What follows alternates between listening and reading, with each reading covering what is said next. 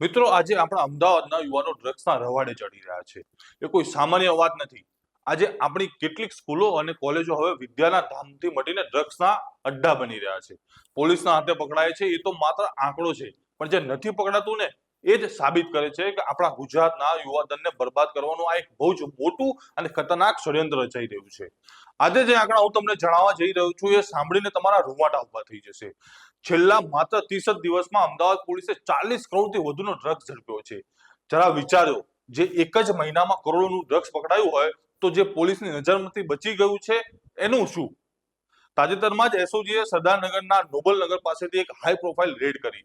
રાજસ્થાનનું ચેતન પ્રજાપતિ અને અમદાવાદની જીયા ઉર્ફે જેસિકા, આ બંને પાસેથી 2 કિલોથી વધારનો હાઇબ્રિડ ગાંજો પકડાયો છે. તેની કિંમત જાણીને તમારા હોશ ઉડી જશે.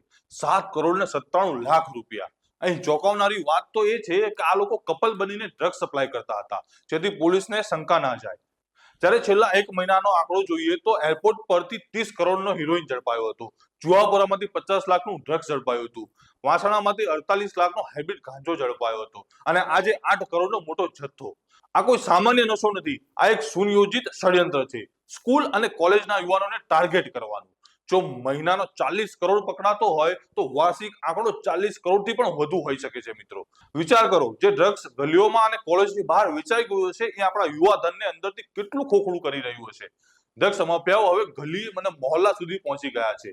જો આજે આપણે જાગૃત નહીં થઈએ ને તો ગુજરાતને પણ ઉડતા પંજાબની જેમ ઉડતા ગુજરાત બનતા વાર નહીં લાગે. આને લઈને આપનો અભિપ્રાય અમને કોમેન્ટ બોક્સમાં જરૂરથી જણાવજો અને અમારી ચેનલ લલકા ન્યૂઝને લાઈક, શેર અને સબસ્ક્રાઇબ કરવાનું ભૂલતા નહીં મિત્રો.